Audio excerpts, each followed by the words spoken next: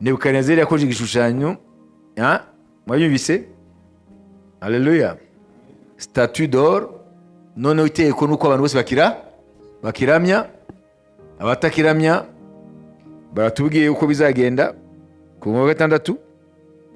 ariko umuntu wese wanga kubarara hasi ngo aramye, ako kanya arajugunywa mu itanura ry'umuriro ugurumana. Voilà.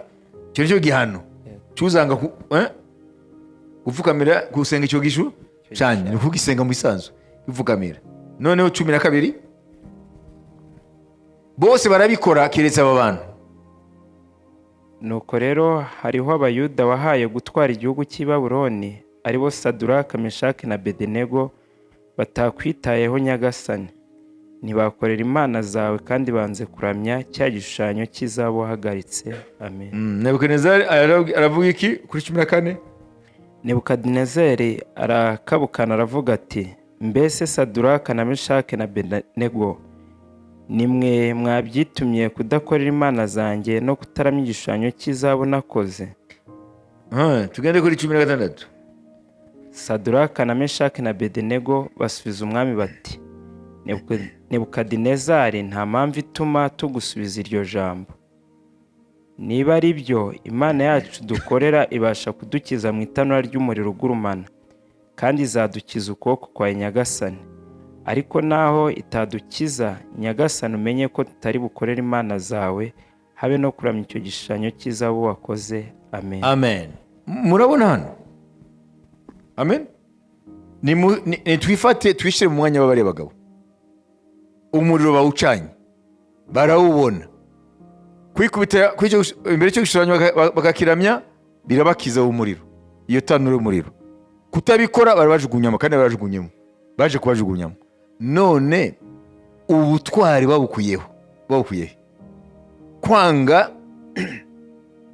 gupfukamira kiriya gishushanyo, baramenye imana nzima, kabone naho biri bubaviremo kubajugunya mu muriro. Iyo baba ari abanyabwoba barubwira gute? Bari kuramya kandi kandi bitwaga les adorateurs de Dieu vivant, abaramya imana nzima.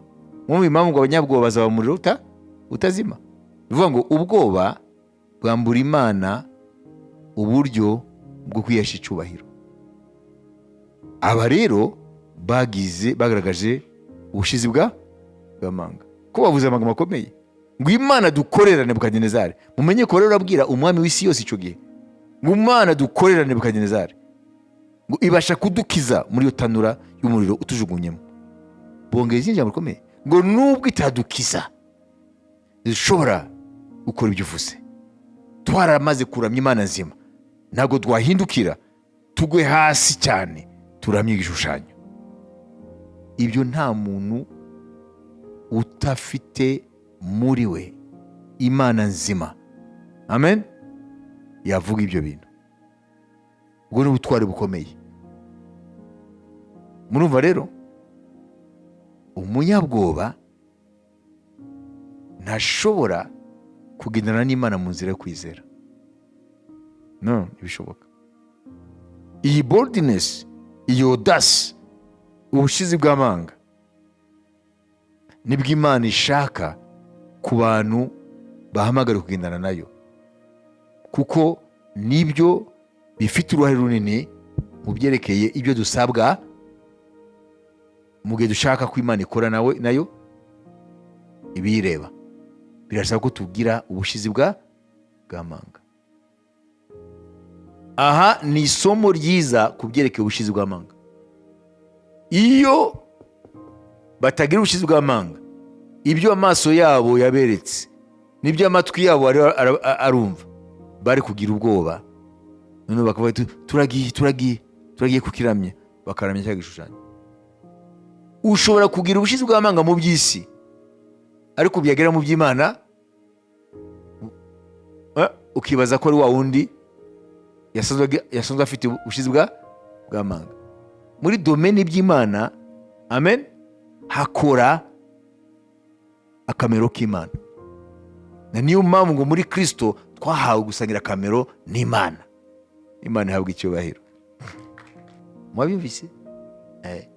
Rero mu masengesho yawe uzajya usenga Imana kugira ngo akamero ka Kristo, akamero k'Imana gafate lo dessus, kamire kamere ya kimuntu. Kuko kamere ya kimuntu ntabwo gushoboza gukora imirimo y'ubutware. Muzarebe hari abantu bagira ubutware mu by'isi, ariko iyo bakijijwe ukashaka bwa butware ukabubura. Kuko ntabwo kuri tere yo kugendana n'Imana ntabwo ari iby'isi bikora. Ce sont pas des capacités naturelles.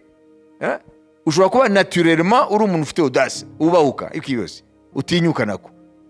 Ariko wagera mu by'Imana umaze gukizwa ukaba umunyabwoba. Kubera yuko twabonye ko ari zone yacu, ari zone y'Imana. Ari zone yacu, ari zone y'Imana. Ariya magambo Shadraka, Meshaki, Abedinego basubije Nebukadinezari, abakangisha ngo arabajugunya mu itanuru rye ryacanywe inshuro 7 mu bukana. Amen. Ngo nibatapfukamira igishushanyo cye cy'izahabu, buriya ntabwo ari ubutwari buva nabwo rushizwe bw'amanga bwo muri kamere ya kimuntu. Bariya bari bahagaze kuri ground y'umwuka wera, bari kuri tere y'umwuka wera. Imana ihabwe icyubahiro. Amen. Haleluya. Haleluya.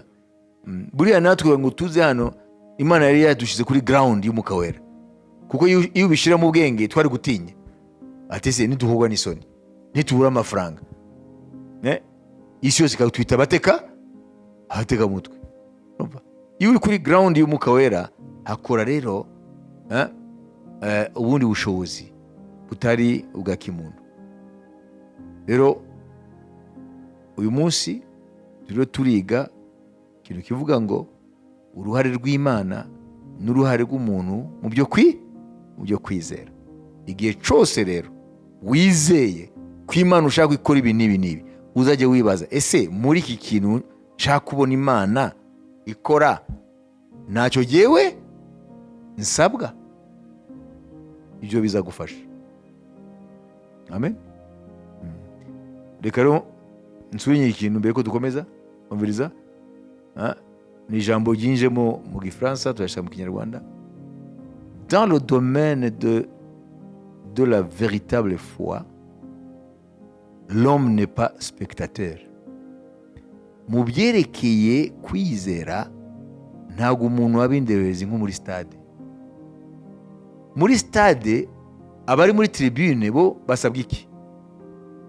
Basabwe kureba no gufana. Barakina se? Mu byo kwizera nta muntu yemerewe kujya muri stade. Mu byo kwizera bose bari mu kibuga, bariho barakina kugira ngo binjize, ariko bari muri ekipe y'Imana, kandi ekipe y'Imana ntigitsindwa. Imana ihabwe icyubahiro. Turasaba kugira gute? Kuva muri tribune tukamanuka mu kibuga. Benshi turi mu kibuga turaho ngo twabibwiye Imana ngo turategereje ko yinjiza igitego. Ntabwo ari byo.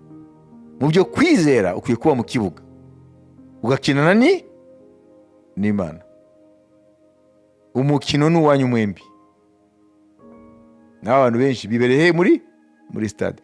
Naca kubaza, hari ubutwari kwicara muri stade? Hari ubutwari bisaba? Oya. Ubutwari buri hehe? Mu kibuga. Rero umukristo yizera Imana agashaka kugendana nayo, agashaka ko Imana ikora imirimo, akwiye kuva muri tribune yo kurebera gusa, noneho akamanuka mu kibuga agakina. Kandi akakina muri ekipe y'Imana. Amen. Kuko Imana yo irakina. Imana ntabwo iba muri tribune, Imana iri kuri ground. Imana irakora. Nibyo Yesu yavuze ngo data arakora bugingo n'ubu, nanjye ndakora. Imana ishimwe. Iri jambo murarizi ariko turisome kugira ngo muzajye mubyibuka. Ibice 10 Yohana.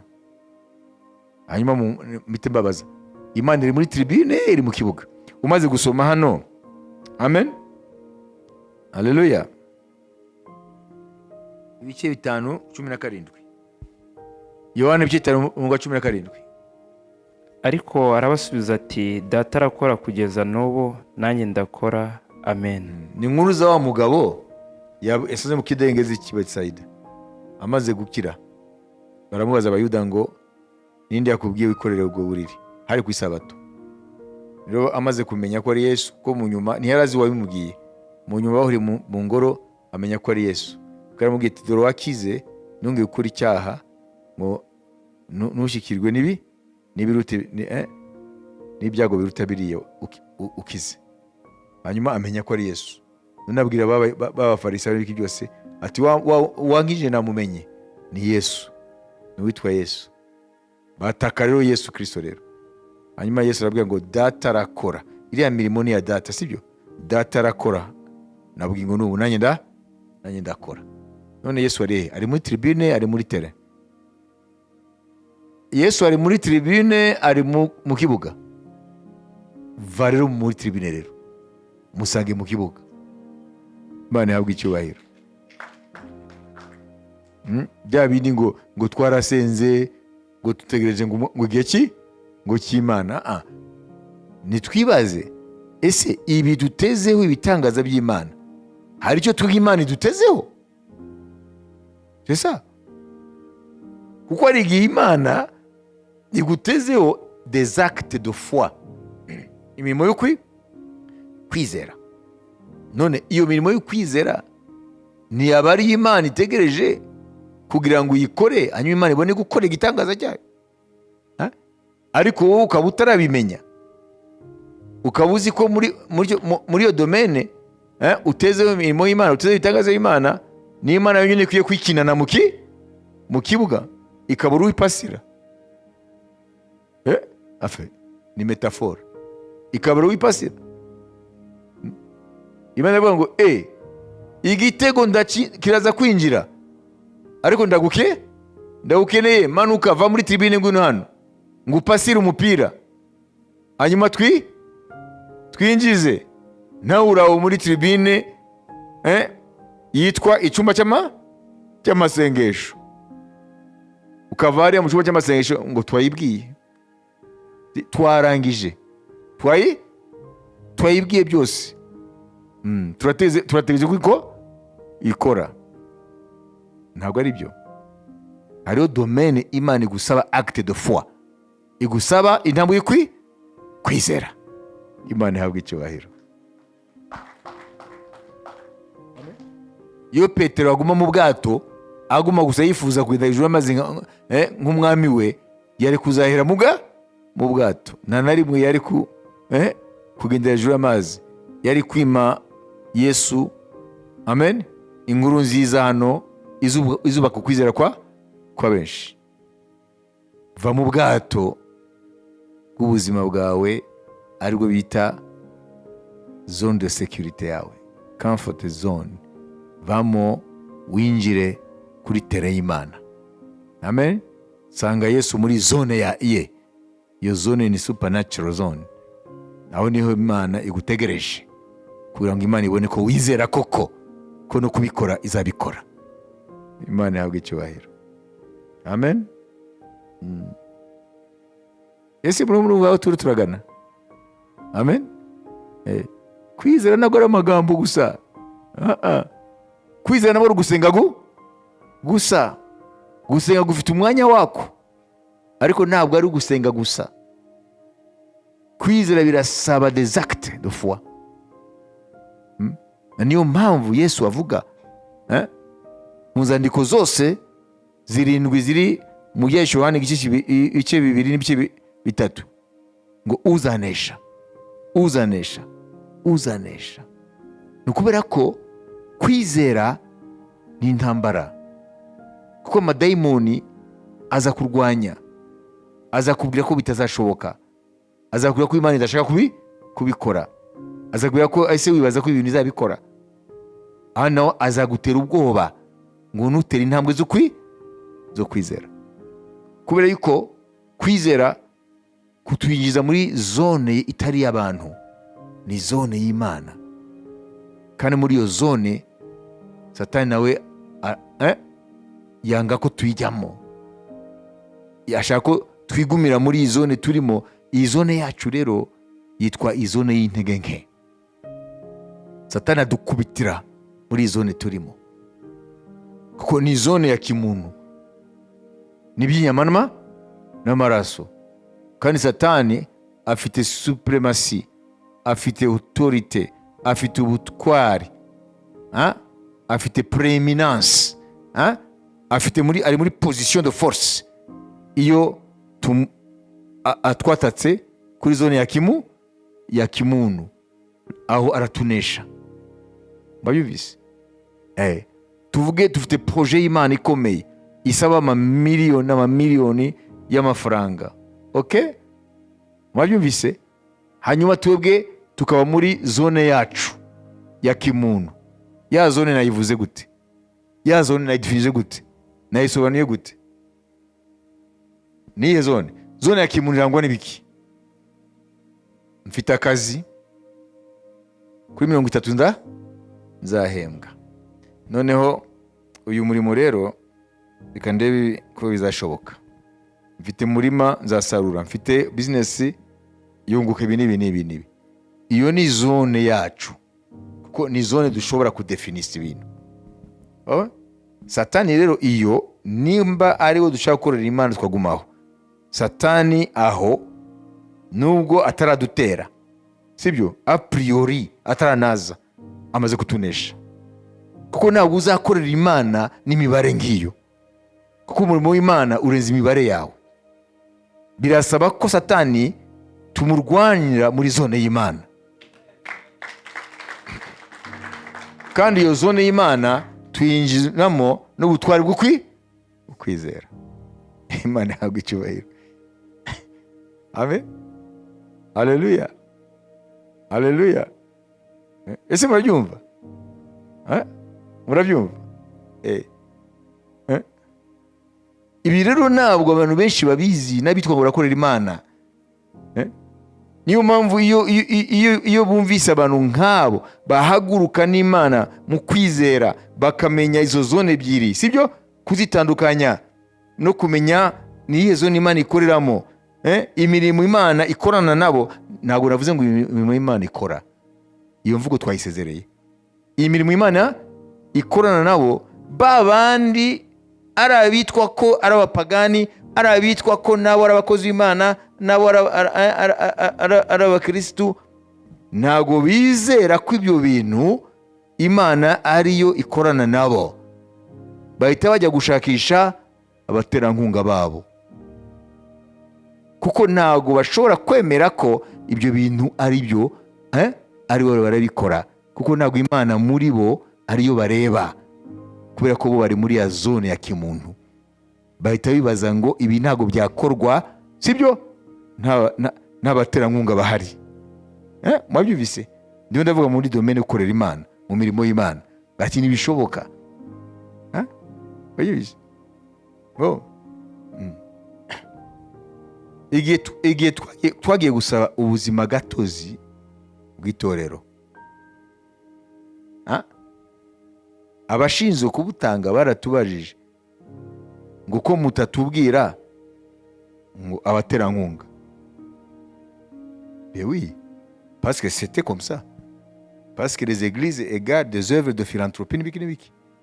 Baravuga ngo hakwiye kuba hariho abaterankunga.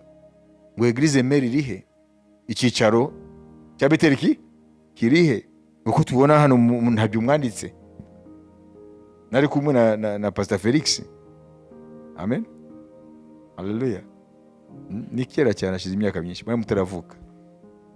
Hanyuma naramubwiye ushinze ibyo, bashaka kumenya abaterankunga. Ngo missionnaire ngo bari, twebwe turi abamissionnaire. None ejo bundi yaravuze umuntu nagikoraho, ariko yaravuze ati atezi ko bari abantu koko bari bazi ibyo bavuga. Hari umuterankunga asumba Yesu. turi mu kibuga turakina muri ekipe ya Yesu. Haleluya. Ngibyo rero kuva uno munsi imvugo yawe ihinduke. Ntabwo Imana izakora, uzakorana nayo. Hari zone ebyiri. Hari zone ya kimuntu, niyo twita zone de confort. Ni ahantu ibyacu bisobanurwa mu bwenge bwa kimuntu. Ubeshejeho niki? Ndifite akazi, ndahembwa kumwisha. Ubeshejweho niki? Mfite iduka. Ubeshejweho niki? Mfite umurima. Ubeshejweho niki? Mfite famu. Iyo ni zone ya kimuntu. Sibyo? Zone y'Imana ntabwo ushobora kuyisobanura, kuko ni zone yo mu mwuka. Iyo zone rero iyo tuyinjiramo mu kwizera, ni intambwe kwizera. Aho niho rero havamo ibyo utabonaga, amen, hanyuma bikaza muri zone ya kimuntu. Na niyo mpamvu bicanganya abantu, kuko hakoreka ibintu impact ya zone ya kimuntu. Basi ariko se ko nta famu andusha inka z'inzungu n'igenda zifite, ko nta business mbona igize, ko mbona adafite ibi n'ibi, nonse biriya bintu birakoreka, biva hehe? Ntamenye ko hari indi zone atazi. Iyo niyo zone rero iri impacta iriya zone ya kimuntu. Amen. Reka rero mbafashe gato. Kiriya kidendezi cya Bethsaida, abari bari aho bategereje gukira indwara zabo, babonaga marayika n'amaso yabo? Babonaga iki? Iyo rero tugendana na Yesu, mwabyumvise, bo nibabona the source, nibabona ibintu bituruka, babona gusa amazi, ariko twe tubona marayika bamanuka. Haleluya. Kuko bo bagendesha amaso, kandi ayo maso abona gusa amazi agira gutya. Murabizi? Kumbe ba bantu rero bijugunyamo ariko amazi yagize gutya. Ntibazi ninde ubikora, kuko biba muri supernatural realm. Twebwe rero ntabwo tubona amazi, twe tubona uyanyeganyeza, utuma yibirindura. Ni muri ya zone y'Imana. Ko niko kwizera. Imana ishimwe. Amen. Kwizera rero twumvise ko kufite amategeko yako. Itegeko rya mbere, ukwizera kurimo impande ebyiri z'ubufatanye, zifatanye. Hari Imana mu ruhande rumwe, ariho n'uwizera, kandi buri ruhande rufite inshingano zabo. Kwizera ntabwo ari ukuvuga ngo Imana ngo izabikora. Itegeko rya kabiri, kwizera no kuvuga ngo hamwe nayo tuzabikora. Imana yabwo icyubahiro. Haleluya. Cya gatatu, kwizera no kuvuga ngo nimba kwizera kuduhuza nayo, ifite zone yayo, dufite zone yacu. Tukwiye rero kuva muri zone yacu tukajya muri zone yayo, kandi muri zone yayo on ne maîtrise rien. Nta na kimwe tumaîtrise. Niyo mpamvu ngo kumvira kurusha gutanga ibitambo, kubera ko iriya zone ntushobora kuyijyamo utariga ishuri ryo kumvira Imana. Ntabwo bishoboka. Amen. Kuko ntabwo ari kamere ikorera hariya. Niyo mpamvu Pawulo avuga ngo kugira ngo agendane n'umwami byabaye ngombwa ko Sawuli apfa. Byo ni mu byandike. Kugira ngo Pawulo agendanye na Yesu byashabe ko Sawuli apfa muri we. Kugira ngo Pawulo agendane n'umwami Yesu byari ngombwa ko Sawuli apfa muri we. Ibyo bifite icyo bivuga. Sawuli muri wowe ntabwo arapfa. Niyo mpamvu nawe ibyo kwizera biracyari kure yawe. Haleluya. Kugira ngo Pawulo agendane na Yesu byari ngombwa ko Sawuli apfa muri we. Haleluya. Nibyo avuga mu Galatiya. Abagalatiya soma ibice 6 umurongo wa 14. ariko njyewe sinkirata ikindi keretse umusaraba w'umwami wacu Yesu Kristo wateye ko iby'isi bimbera nk'ibibambwe nanjye nkabera iby'isi nk'ubambwe. Amen. Mbere ko tujya mu gitekerezo cya Pawulo cyagutse, kuri Pawulo amaze kumenya Yesu ngo isi yameze nk'iyabambwe, n'isi nayo ikamureba ikabona ko yabambwe. Bivuga iki? Bivuga ngo ya zone ye yabagamo ntabwo wari bakimubonamo, ko we noneho yagiye muri zone yindi, ari zone y'Imana. Ibanga ni ryihe? Ni ikintu cyabaye muri we. Abagalatiya tujuru ibice 2 ku murongo wa 20. Très important. Nabambanywe na Kristo ariko ndiho, nyamara si njye uriho ahubwo ni Kristo uriho muri njye. Ibyo nkora byose nkiri mu mubiri bikoreshwa no kwizera umwana w'Imana wankunze akanyitangira. Amen. Amen. Ninde wapfuye? Sawuli. Sawuli yarapfuye. Mu cyimbo cya Sawuli hari undi. Mwabibise? Ngo si je vis, ce n'est plus moi qui vis. Si jewe nkiriho, jewe nde? Jewe Sawuli. Jewe Sawuli sinkiriho, narapfuye. Sawuli yarapfuye. Ahubwo mu cyimbo cya Sawuli hari undi. Uwo ni Pawulo. Pawulo ninde?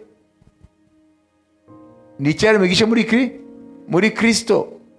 Nuvuga ngo rero Sawuli byari ngombwa ko apfa kugira ngo Pawulo abone kwinjira muri zone ya Yesu Kristo.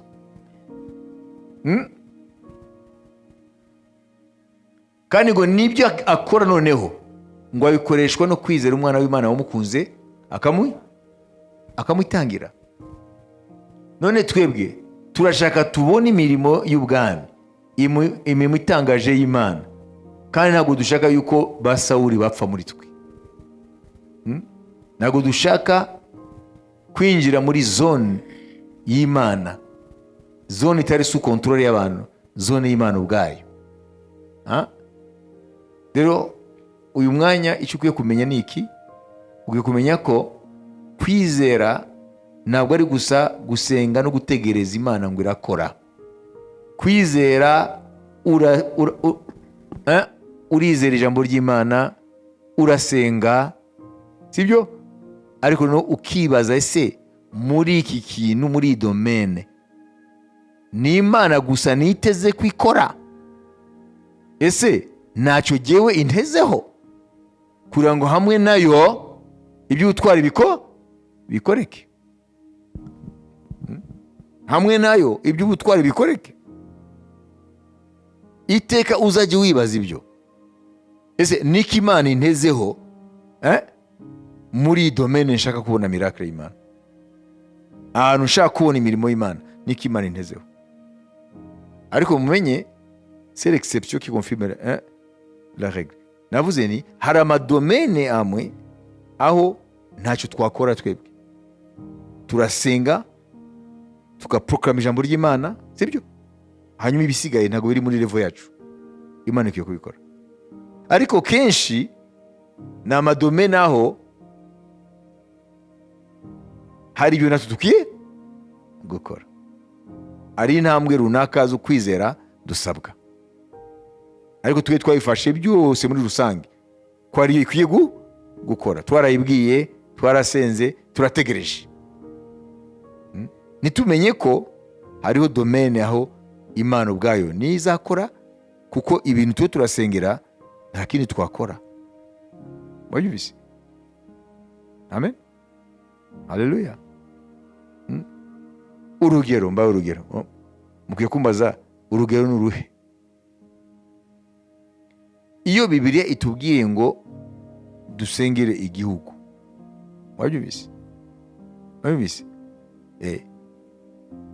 Ari igihe icyo Imana itubwira gusengera, twebwe uretse gusenga no kwatura amagambo y'Imana nta kindi twakora.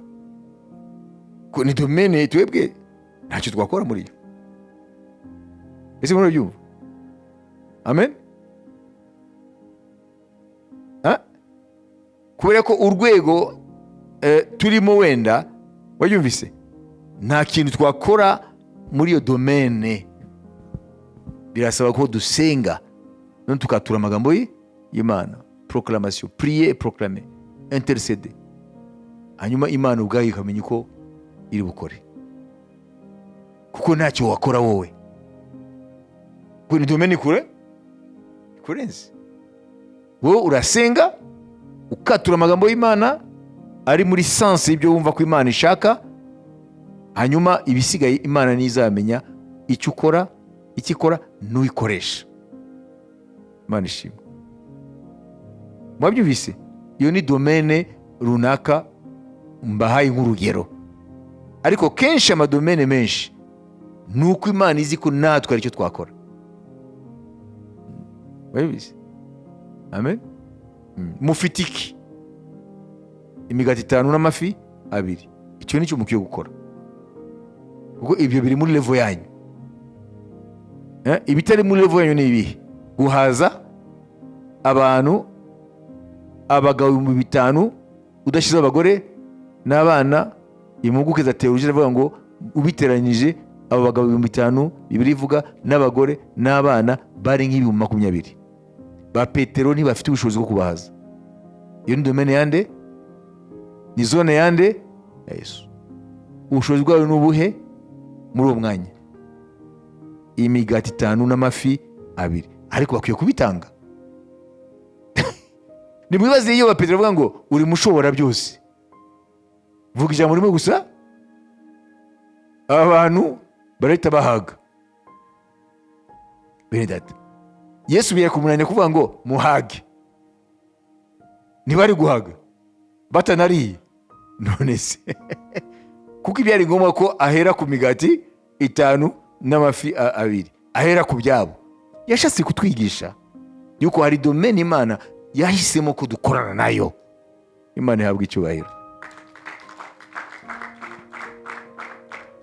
kugira ngo duhamye ko Imana isumba byose, yaramanutse cyane, yemera kwikorana n'umuntu.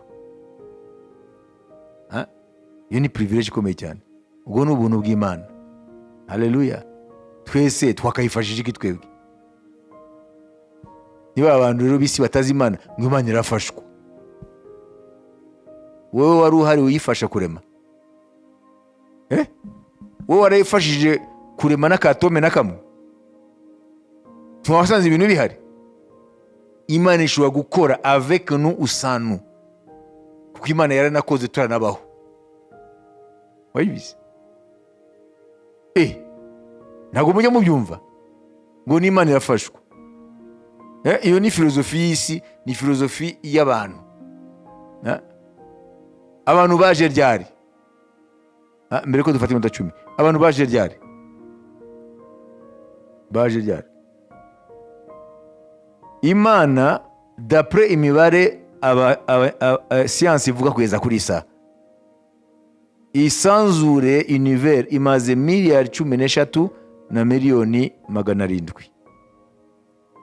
Wabibise? Isanzure n'amagalaxy n'amanyenyeri. Iyi si imaze miliyari 4, izuba rimaze miliyari 5, umuntu amaze miliyoni 2 d'après science. Ibinyabuzima miliyoni 2. Ndavuga iyo ni science, sino ndavuga Bibiliya. Ni science. None tuvuge siyanse tuyifatire mu magambo yayo.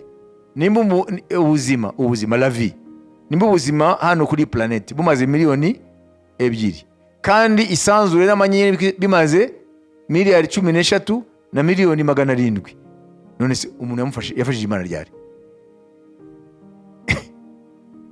Yafashije ryari? Si ndio ndavuga Bibiliya, ndio ndavuga science, kuko abavuga ngo Imana irafashwa n'abantu biyita abanyabwenge. Abanyabwenge ariko ngo bizera Imana, kuko bamwe bavuga ko nta Mana iriho. Nimba umuntu yaraje ibintu byose amanyenyeri n'ibiki byose n'imibumbe, sibyo, bimaze imyaka miliyari 13 na miliyoni 700 gukura miliyoni 2, kuko ngo amaze imyaka miliyoni 2, nuko ngo yasanze ibintu bimaze 13 na miliyoni 600. None yafashije Imana. Ntaza ubiva niyo biki. Nuvuga ngo Imana ishobora gukora ibintu byose nta muntu yifashije. Ariko ibyerekeye rero ubwiru bwayo, igihe kigeze yashimye kwikorana n'umwana w'umuntu. Uko biratangaje kubona marayika yarazi ubutumwa bwiza icyo ari cyo, ariko ntiyabuvuga. Baramutuma kwa Korneliyo, bamubwira ngo we genda ubwire Korneliyo ajye gushaka Simoni Petero, niwe afite message ya Korneliyo. Iriya message Petero yavuze kwa Korneliyo, marayika ntabwo yarayizi ko atayivuze se. Ntabwo yemerewe kuyivuga. N'umuntu wagiriwe ubuntu akwiye kubuvuga. Imana ntabwo icyubahiro. Nubwo marayika yarazi ubutumwa bwiza Korneliyo yarakeneye, ariko ntabwo yemerewe kuvuga ubutumwa. Marayika ntabwo yaza kubwira ubutumwa. Wabibise? Marayika agutuma ku muntu wagiriwe ubuntu akubwira iby'ubwo buntu. Amen. None se uriya nigeze kuba ubuhamya wa Muislamukazi yatwawe bakamwereka urembe rwo mu ijuru, Yerusalemu mu ijuru, murabyuka? Hanyuma agarutse baramubwiye ubutumwa yabubwiwe muri iyo nzozi, baramutumye ku mukozi w'Imana. Urabona sinababwiye hano, ati rero inzu ni iyi ni inzu y'umushumba, uzaze ejo uzamusanga hariya, uzakomange, azakwakira, niba agufitiye ubutumwa, kandi azagusengera n'indwara izakira, kandi azakubwira n'ibizatuma nawe uragwa hariya wabonye. Bamweretse urwa rurembo Yohana nawe yabonye. Sinababwiye hano. None uriya muhe revelation, uriya marayika ntiyarazi ibyo akeneye. Marayika ntiyamusengeye, marayika ntiyamwatuje, marayika ntiyamubwiye ubutumwa, ahubwo uriya mukozi w'Imana niwe wabikoze. Niko bimeze, niko Imana yabisemo. Niduceceka Satani ararimbura imbaga, kuko nta bamarayika ngo Mana dore abana b'abantu baranze bibereye mu byabo, ntabwo bakivuga ubutumwa, ntibagihamya, twebwe kubw'ishyaka dufite tugiye kubikora. Ntabwo bazabikora. Nituceceka Satani azarimbura imbaga nitutahamya, kuko yahisemo ko dukorana nayo. Imana ishimwe. Amen. Mu byo kwizera rero tukwiye kureba uruhare rwacu n'uruhe, uruhare rw'Imana n'uruhe, kubera ko aho Imana yikorera byose ikabirangiza, ari uko twasenze n'amaka make. Wabibise? N'amaka make, n'amasituwasiyo makeya aho Imana ikora byose, kuko twasenze.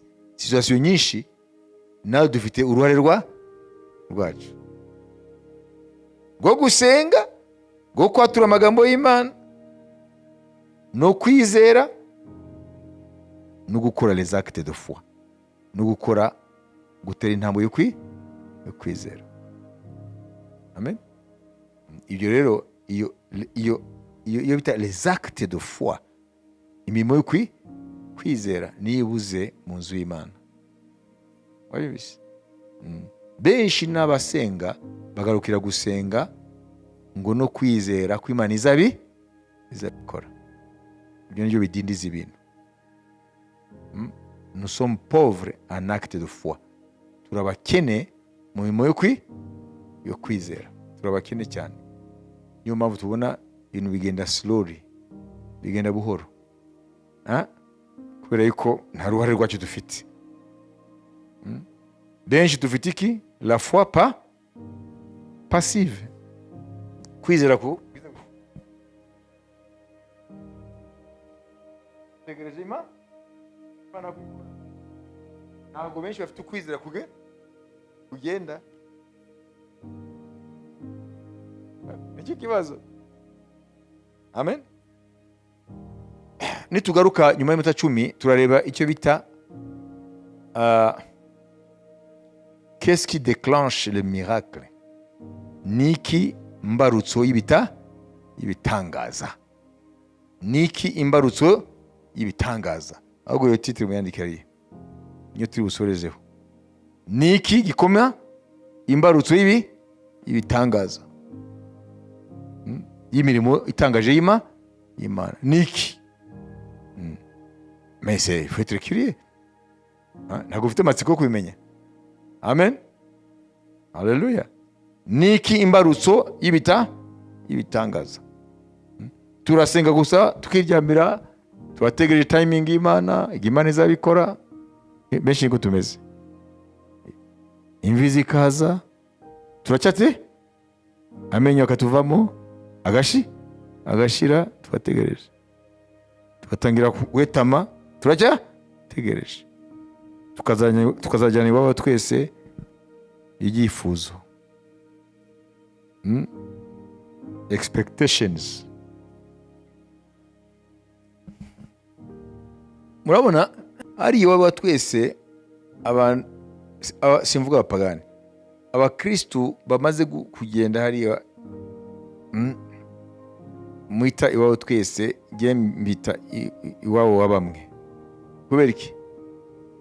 Kuko Eliya ntabwo yari hariya, Enoke ntabwo ahari. None numva ko ari bamwe. Muvuge muti ni iwabo wa bamwe. Kuko hariho abagabo babiri batagiyeyo. Sibyo? Iyo abantu bose bajyayo, passage obligé. Iryo jambo iwabo twese twari kubyemera.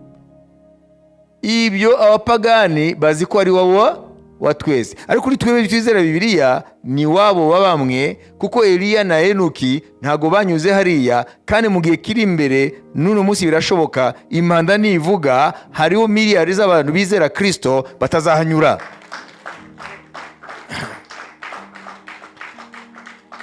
Hariya rero abakristo basinzi hariya benshi muri bo basinziranye ibyo bifuje ko Imana ikora.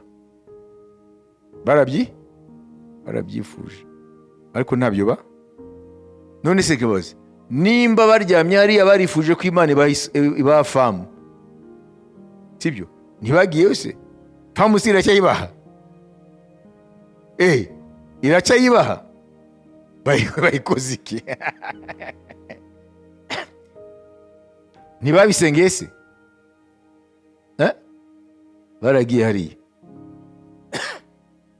Birashoboka ko Imana ategereje ko bakora intambwe yo kwizera, yo kujya gushaka iyo famu no gutanga imigati 2 n'amafi 2, simvuga ibyo kurya, no gutanga gukora acte de foi, semé par la foi. Ntabwo babikoze, bituma Imana iyo famu itaboneka. Ariko baryamye hariya baragiyeyo bagifite iki? Cyifuzo, expectation. Bazazuka bajya mu ijuru, nta famu bazabona, kuko ntabwo mu ijuru bayikeneye. Nta mafamu hariya rero twese bajyamanya ama expectations, atagifite impamvu yuko Imana igira gute bizana. Amen. Ibyo murayumva? Nimba udashaka ko rero uzajya hariya nimba bizaba ngombwa kujya hariya ntuzamurwe utanyuze mu rupfu, sibyo? Ukwiye kurwana rugamba rwo kwizera, ukamenya pare y'Imana na pare yawe, kugira ngo ntuzagende hariya famu yawe utarayibona, kuko nugenda hariya ntuzongera kuyibona.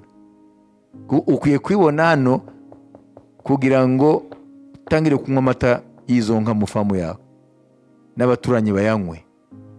Wabibise ubereka ibyiza biva mu kwizera. C'est ça. Hariya tubagaruye hano, bakubwira ibintu byinshi bajyanye hariya batigeze babamo, nta nka bajyanye hariya, kandi barizeye ko Yesu ari buzibahe. Ndiho ndafata ingero z'ibintu muzi, nta mafamu bajyanye hariya, kandi barizeye ko Yesu yabaha. Bishoboka? Nta mitima yakijijwe, sibyo, bigeze bandikirwa bajya hariya, kuko barabasengeye gusa, ntibakora intambwe yo kubwiriza cyangwa yo gutanga amafaranga ya evangelization. Ibyo byose rero ni ibintu Imana itubwira ko dukwiye kubimenya tukiriho, yuko hari imirimo Imana yikorana ubwayo, twege abayo tugasenga, ariko myinshi ikorana natwe. Ari uruhare rwayo utajya rubura n'uruhare rwacu. Kenshi rero abakristo uruhare rwabo ntabwo bazi, ahubwo bazi ko kwizera ni ukubwira Imana, Imana waravuze, Imana bikore. Ugasanga bameze nk'abantu bambaye mayo nimero 10 nimero combien yo kujya hehe gukina, ariko barinjiye mu igeti yo kuri stade bigendera hehe muri tribune, kandi tribune d'honneur. Nindaza bavanayo hariya se ngo barategereje ko ngo ifirimbi ya nyuma ivuge wow ngo twatsinze, naho Imana iri mu kibuga ifite umupira irabareba, ntabwo yavansa, iravuga ati bitese ko wowe nawe uteje ngo upasire kugira ngo twinjize. Ati Imana ikina winjiza nyuma nanjye nkume mashi ngo wow ngo twatsinze. Ntabwo Imana izamuvinga, izakomeza ihagarara mu kibuga hariya n'umupira yifite gutya ikureba aho uri hariya, ati ntabwo ninjiza wowe tutari kumwe, kuko naravuze ngo ni wowe nanjye tugiye kwinjiza. Imana ihabwe icyubahiro. Bati minota 10. Haleluya, haleluya. Yesu ekipe ni igitsindwa, ariko abakinnyi be bakinana nawe bibereye hehe? Muri tribune d'honneur. Yesu yisanga wenyine mu kibuga. Wabibise? Cyo nicyo kibazo gihari. Ntabwo ashaka kwinjiza wenyine, kuko Imana ntabwo ashaka kwikinana, ashaka ko mukinana kugira ngo mwinjize. Imana ishimwe. Ibyo rero nibyo bita les actes de foi. Faith in action. Kwizera mu bikorwa. Tufate iminota 10. Ibi bintu rero tata ni mu bishyira mu bikorwa, tukashyira mu bikorwa, tuzabona ukuri kw'ijambo ry'Imana. Amen. Tuzabona ko ibintu byinshi cyane twasengeye twagize gutego nago bikoreka, no, ukutamenya les principes z'Imana. Amen. Ntabwo ari jyewe nkiriho, Sawuli yarapfuye, ubu ni Paulo. Niyo mpamvu ubona imirimo ikomeye Imana yakoranye na Paulo. Haleluya. Reka mvuge ini yanyu ngo Imana, sibyo, ngo ikoresha ibiganza bya Paulo ibimenyetso bitangaza by'indenga kamere birenze ibisobanuro. Imana igira ibiganza? Imana igira ibiganza? Ntabwo igira amaboko? Nunzi kubera iki yayikeneye ya Paulo. Voilà. Amen. Iyo Paulo yagumiza mu mufuka, nta barwayi bari gukira. Byari ngombwa ko wewe nuvuga ngo nubwo Imana yakabikoze nta Pawulo, ariko siko Imana yashimye gukora. Nuvuga ngo Pawulo akwiye gufata ibiganza bye akabirambura abantu. Pawulo akwiye kuvuga, sibyo? Ati umwami Yesu aragukijije. Imana igira akanwa, none se cya kirema cyari imbere y'irembo ryitwa ryiza ry'ingoro Yerusalemu, kubera iki Yesu ko afite akanwa atavuze ngo mwana wanjye haguruka utahe? Yesu n'akanwa agira. Ariko yarindiriye ko Petero avuga ngo ifeza n'izahabu dufite mu izina rya Yesu Nazareti haguruka ugende. Kubera iki? Kuko Imana yashatse ko ikorana n'abantu kugira ngo bombi bakorane, none nibatsinda igitego. Amen, haleluya. Agire uvuga ibyo Imana yakoze. Dufate iminota 10 tekereze ukwizera kwawe uko guhagaze. Wenda ni wowe urindije imirimo y'Imana, kuko nta gukora uruhare rwawe. Kwizera ntabwo ari ugusenga gusa, ntabwo ari kuvuga ijambo ry'Imana gusa.